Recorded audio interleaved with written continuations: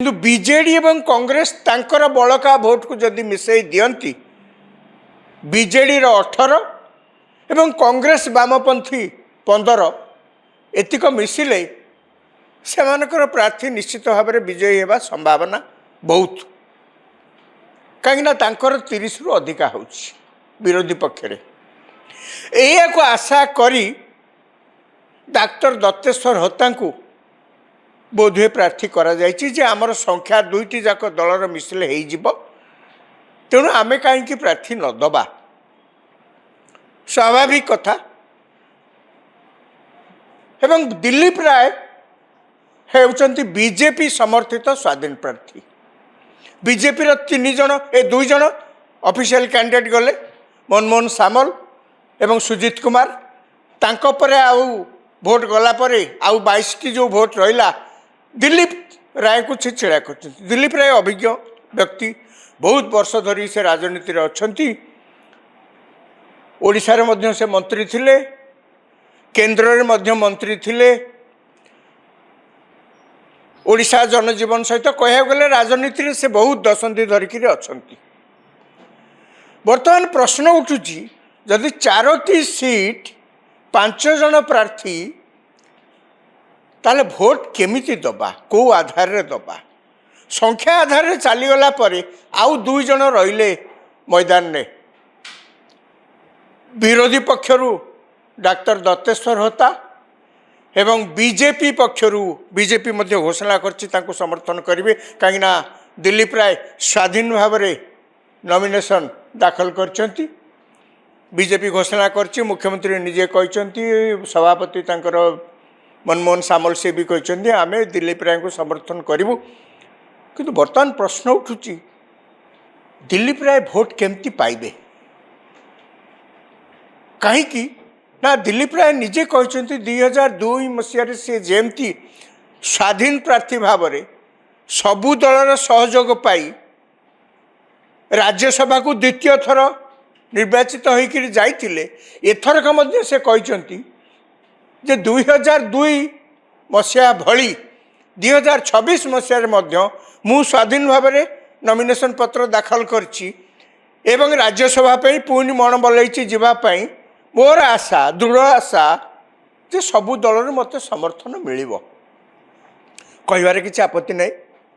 କିନ୍ତୁ ବର୍ତ୍ତମାନ ପ୍ରଶ୍ନ ଉଠୁଛି, ଯାହା ଚାରିଆଡ଼େ ଚର୍ଚ୍ଚା ହେଉଛି, ଆମେ ଯଦି ବା କିଛି କାହାକୁ ଭୋଟ ଦେବା, ଆମେ ତ ଦେବାର ଅଧିକାର ନାହିଁ, ଯେଉଁମାନେ ବିଧାୟକ ସେମାନେ ଦେବେ, ଆମେ କେଉଁ ଆଧାରରେ ଭୋଟ ଦେବା? ବିବେକ ଆଧାରରେ ଭୋଟ ଦେବା, ଅଭିଜ୍ଞତା ଆଧାରରେ ଭୋଟ ଦେବା,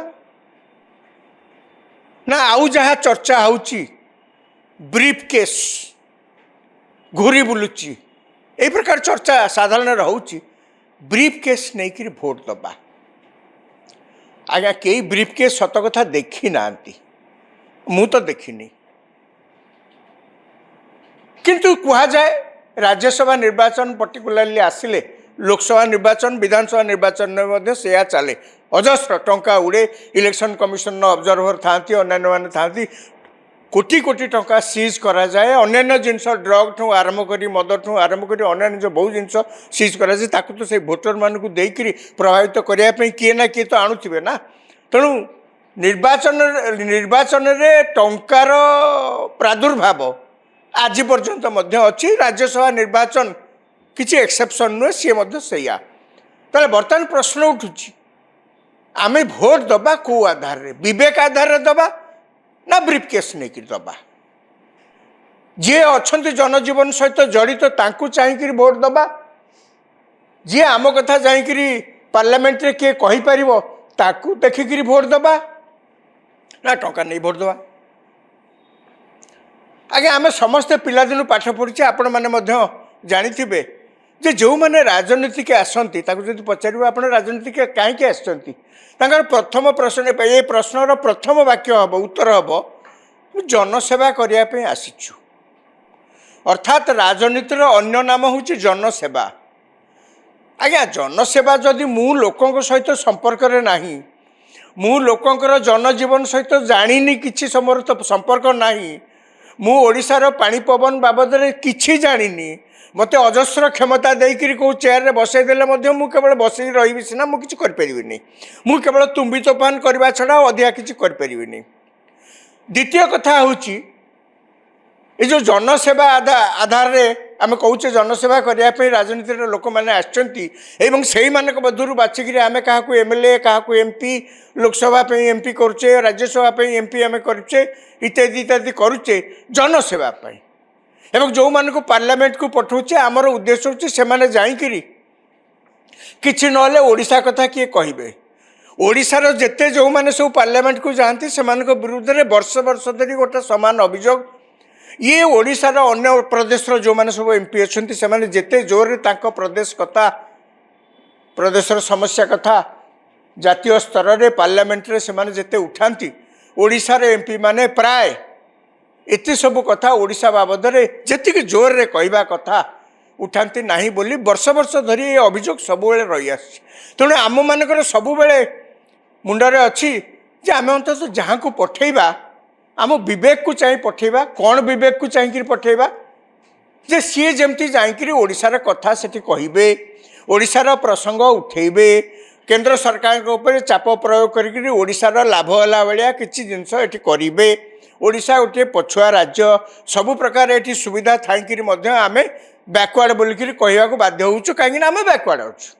ଆମ କଥା ଯେ ପର୍ଯ୍ୟନ୍ତ ସେଠି ନ କହିଛନ୍ତି, କେଉଁମାନେ ସମସ୍ୱରରେ ନ କହିଛନ୍ତି, ଆମ କଥା କେହି ଶୁଣିବେ ନାହିଁ। ଯେମିତି କଥାରେ ଅଛି ପିଲା ନ କାନ୍ଦିଲେ ମା କ୍ଷୀର ଦିଏନି, ସେମିତି ଆମେ ଯଦି ଯାଇକିରି ସେଠି ଆମ ଦାବିକି ଠିକ୍ ଭାବରେ ଆମେ ଫୋର୍ସଫୁଲି ଯଦି ନ କହିବା ଆମ କଥା କେହି ଶୁଣିବେନି। କିନ୍ତୁ କଥା ହେଉଛି ଆମେ ଯଦି ବ୍ରିଫକେସ୍ ନେଇକରି ଭୋଟ ଦେଇଥିବା, ଆମେ ଯଦି ଜନଜୀବନ ସହିତ ସମ୍ପର୍କରେ ନଥିବା ବ୍ୟକ୍ତିଙ୍କୁ ଆମେ ସେଠି ପଠାଇଥିବା, ପଠାଇଲେ କ'ଣ ହେବ? ସିଏ ପୁଣି ଆମର ପ୍ରତିନିଧି ହେବେ ପାର୍ଲାମେଣ୍ଟରେ। ଆଜ୍ଞା ସେ କ'ଣ ପ୍ରତିନିଧିତ୍ୱ କରିବେ?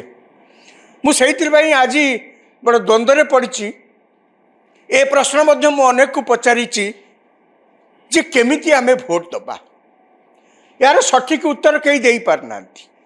କିଏ କହିଲେ ଆମ ଦଳର ସ୍ୱାର୍ଥକୁ ଚାହିଁକିରି ଆମେ ଭୋଟ ଦେବୁ। ମୁଁ ତାଙ୍କୁ ପଚାରିଲି, ମୁଁ କହିଲି ଯେ ଓଡ଼ିଶାର ତ ପୁଣି ସ୍ୱାର୍ଥ ଅଛି ନା, ଦଳର ସ୍ୱାର୍ଥଟା କ'ଣ ବଡ଼ ଓଡ଼ିଶା ସ୍ୱାର୍ଥକୁ ଛାଡ଼ିକି?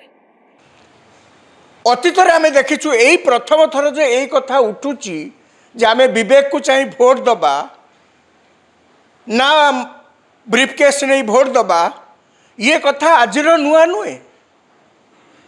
ଯଦି ନିର୍ବାଚନରେ ସ୍ୱଚ୍ଛତା ଥାଆନ୍ତା, ଯଦି ନିର୍ବାଚନ ନୀତି ଏବଂ ଆଦର୍ଶରେ ଅନୁପ୍ରାଣିତ ହୋଇ କାମ କରୁଥାନ୍ତା, ଯଦି ନିର୍ବାଚନରେ ଯେଉଁ ପ୍ରାର୍ଥୀମାନେ ଛିଡ଼ା ହେଉଛନ୍ତି, ପ୍ରତିଯୋଗିତା କରୁଛନ୍ତି, ସେମାନେ ଯଦି ପ୍ରକୃତରେ ଜନସେବା କରିବା ପାଇଁ ଆଗ୍ରହ ପ୍ରକାଶ କରୁଥାନ୍ତେ, ତାହେଲେ ଏ ଅଭିଯୋଗ କେବେ ଉଠନ୍ତାନି।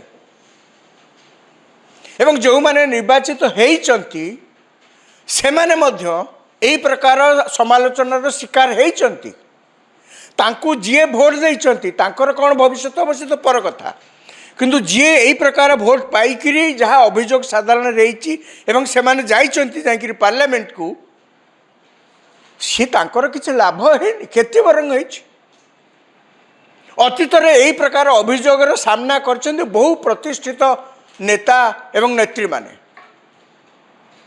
ମୋର ମନେ ଅଛି ଯେତେବେଳେ ଜୟନ୍ତୀ ପଟ୍ଟନାୟକ ରାଜ୍ୟସଭାକୁ ନିର୍ବାଚିତ ହୋଇଥିଲେ ସେତେବେଳେ କଂଗ୍ରେସ ଦଳରେ ବହୁତ ବିଭେଦ ସୃଷ୍ଟି ହୋଇଥିଲା। ଜାନକୀଙ୍କ ସମର୍ଥନରେ କିଛି ଲୋକ ଥିଲେ, ଜାନକୀଙ୍କ ବିରୋଧରେ କିଛି ଲୋକ ଥିଲେ। ଏବଂ ଯେତେବେଳେ ଜୟନ୍ତୀ ପଟ୍ଟନାୟକଙ୍କୁ ପଠାଗଲା ସେତେବେଳେ ମୋର ମନେ ଅଛି ମନ୍ମଥନାଥ ଦାସ ଐତିହାସିକ, ବୈଷ୍ଣବ ପରିଡ଼ା ଆହୁରି ସବୁ କିଛି ମିଶି ଗୋଟେ ଏକ ପ୍ରକାର ଆନ୍ଦୋଳନ କରିଥିଲେ।